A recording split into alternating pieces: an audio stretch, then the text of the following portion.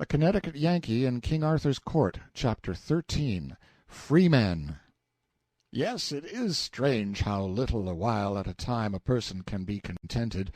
Only a little while back, when I was riding and suffering, what a heaven this peace, this rest, this sweet serenity in this secluded shady nook by this purling stream would have seemed, where I could keep perfectly comfortable all the time by pouring a dipper of water into my armor now and then. Yet already I was getting dissatisfied, partly because I could not light my pipe, for, although I had long ago started a match factory, I had forgotten to bring matches with me, and partly because we had nothing to eat. Here was another illustration of the childlike improvidence of this age and people. A man in armor always trusted to chance for his food on a journey, and would have been scandalized at the idea of hanging a basket of sandwiches on his spear. There was probably not a knight of all the Round Table combination who would not rather have died than have been caught carrying such a thing as that on his flagstaff. And yet there could not be anything more sensible. It had been my intention to smuggle a couple of sandwiches into my helmet, but I was interrupted in the act, and had to make an excuse and lay them aside, and a dog got them. Night approached, and with it a storm. The darkness came on fast. We must camp, of course. I found a good shelter for the demoiselle under a rock, and went off and found another for myself. But I was obliged to remain in my armor, because I could not get it off by myself, and yet could not allow Alisande to help, because it would have seemed so like undressing before folk.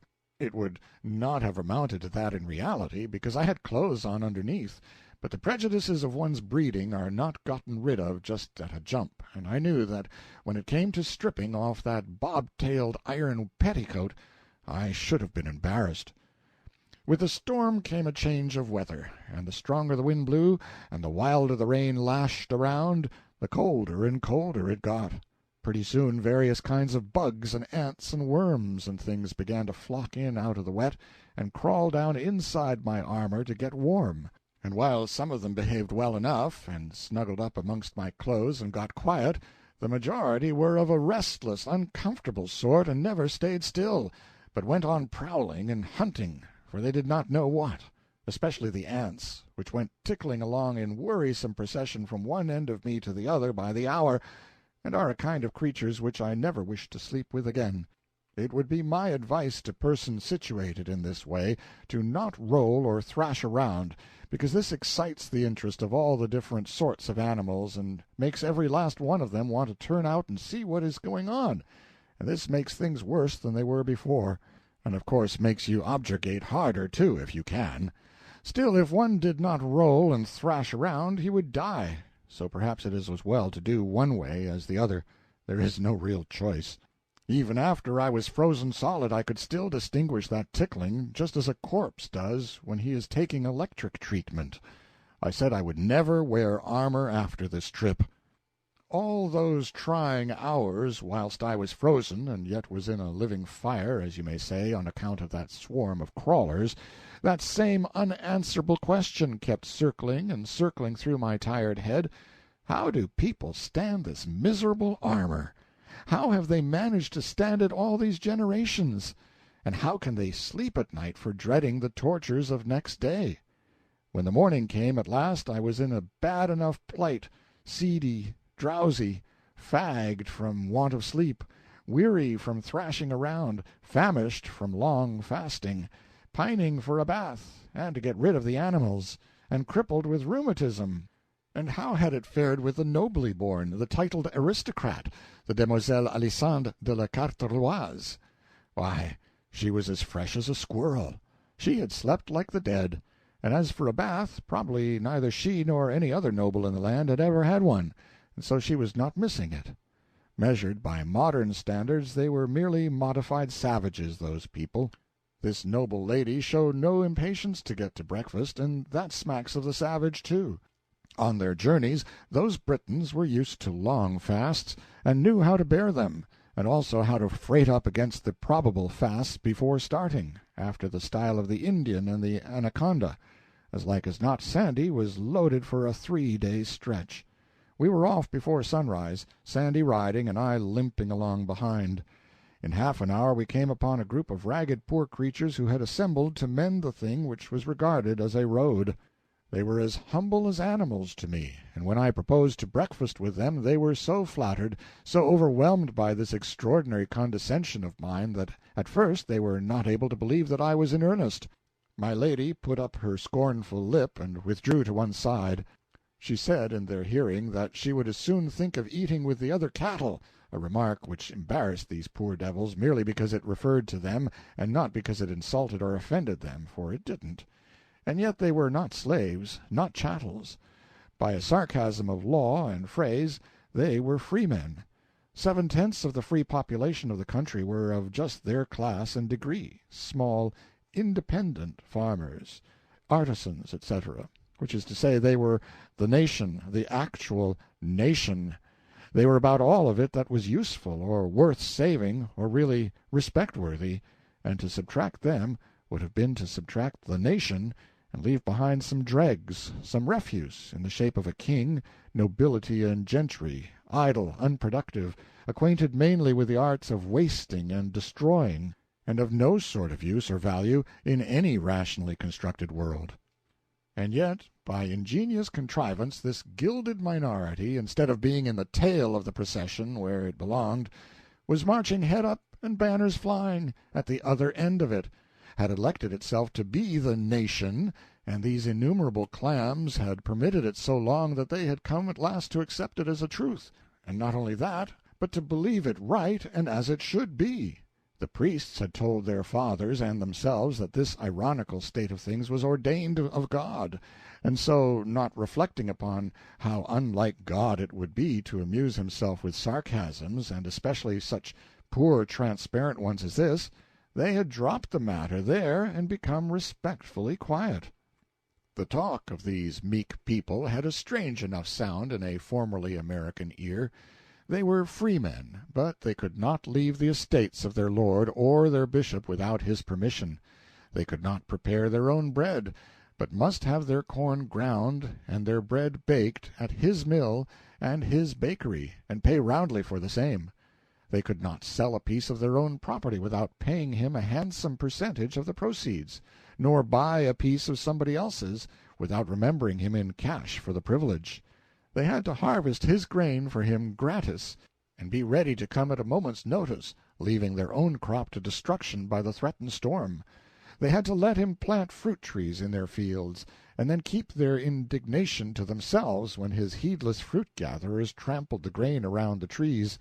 They had to smother their anger when his hunting parties galloped through their fields, laying waste the result of their patient toil.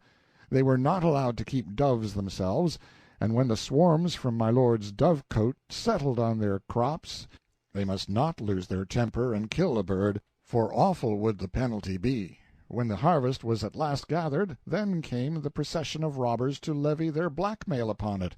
First the church carted off its fat tenth, then the king's commissioner took his 20th, then my lord's people made a mighty inroad upon the remainder, after which the skinned freeman had liberty to bestow the remnant in his barn, in case it was worth the trouble.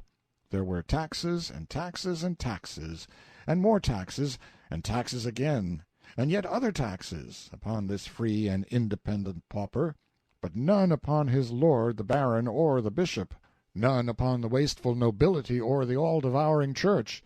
If the baron would sleep unvexed, the freeman must sit up all night after his day's work and whip the ponds to keep the frogs quiet. If the freeman's daughter but no, that last infamy of monarchical government is unprintable.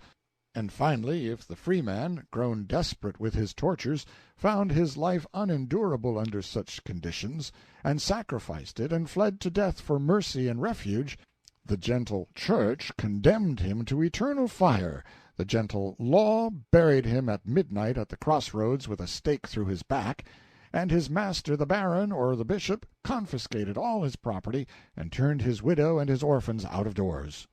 And here were these freemen assembled in the early morning to work on their lord the bishop's road 3 days each, gratis, every head of a family and every son of a family, 3 days each, gratis, and a day or so added for their servants. Why, it was like reading about France and the French, before the ever memorable and blessed Revolution, which swept 1,000 years of such villainy away in one swift tidal wave of blood.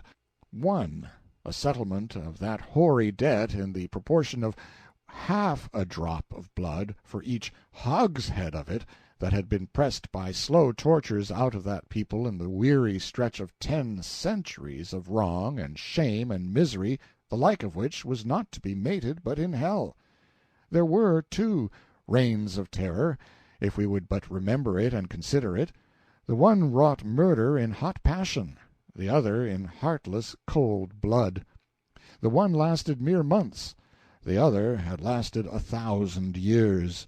The one inflicted death upon 10,000 persons, the other upon 100 millions. But our shudders are all for the horrors of the minor terror, the momentary terror, so to speak, whereas what is the horror of swift death by the axe compared with lifelong death from hunger, cold, insult, cruelty, and heartbreak? What is swift death by lightning compared with death by slow fire at the stake? A city cemetery could contain the coffins filled by that brief terror which we have all been so diligently taught to shiver at and mourn over, but all France could hardly contain the coffins filled by that older and real terror, that unspeakably bitter and awful terror which none of us has been taught to see in its vastness or pity as it deserves. These poor ostensible free men who were sharing their breakfast and their talk with me were as full of humble reverence for their king and church and nobility as their worst enemy could desire. There was something pitifully ludicrous about it. I asked them if they supposed a nation of people ever existed who, with a free vote in every man's hand, would elect that a single family and its descendants should reign over it forever, whether gifted or boobies, to the exclusion of all other families, including the voters, and would also elect that a certain 100 families should be raised to dizzy summits of rank and clothed on with offensive transmissible glories and privileges to the exclusion of the rest of the nation's families, including his own. They all looked unhit, and said they didn't know, that they had never thought about it before, and it hadn't ever occurred to them that a nation could be so situated that every man could have a say in the government.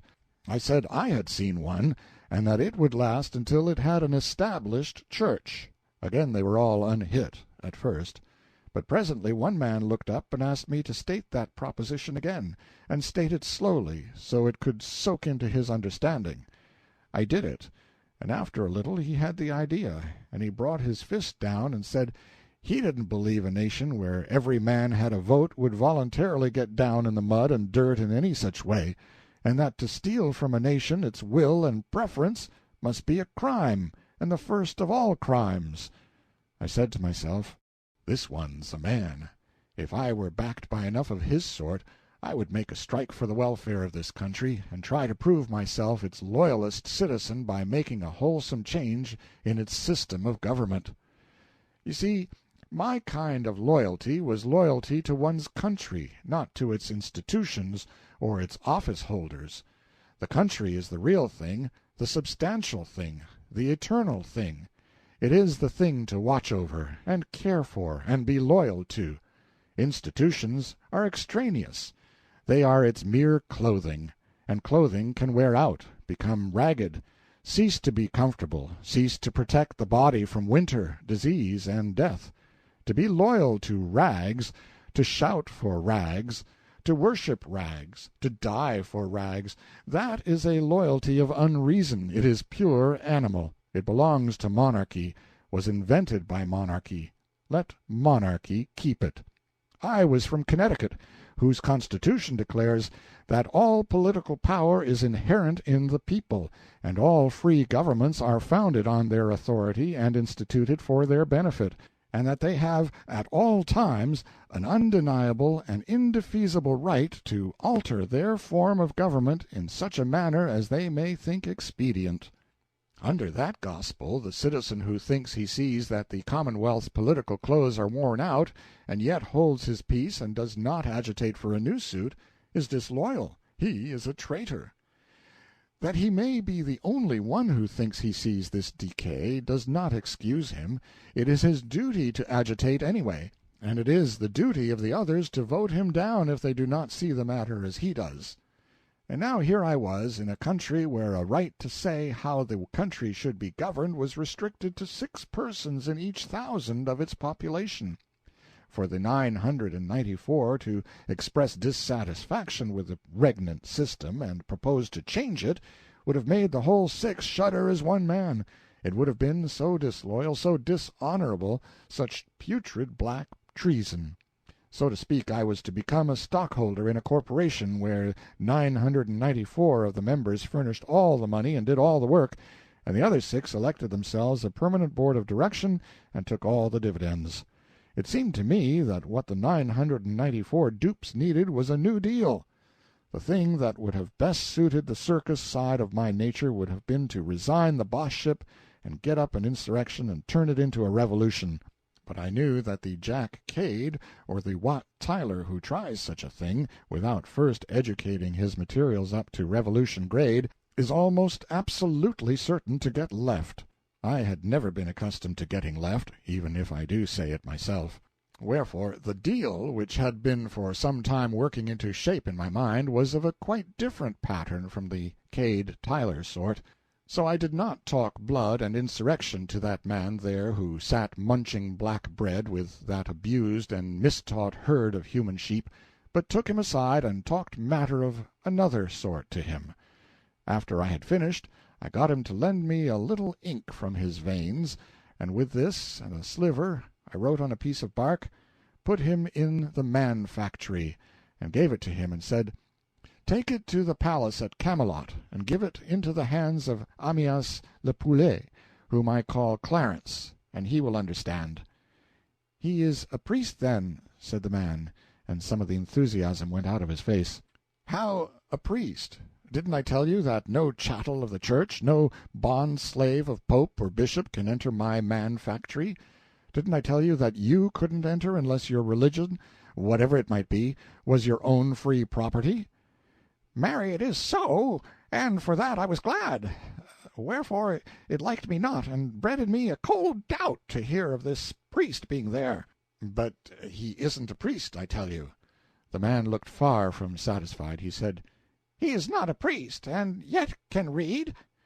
"He is not a priest, and yet can read, yes, and write, too, for that matter. I taught him myself." The man's face cleared. "And it is the first thing that you yourself will be taught in that factory." "I? I would give blood out of my heart to know that art. Why, I will be your slave, your—" "No, you won't. You won't be anybody's slave. Take your family and go along. Your lord the bishop will confiscate your small property, but no matter. Clarence will fix you all right." Chapter 13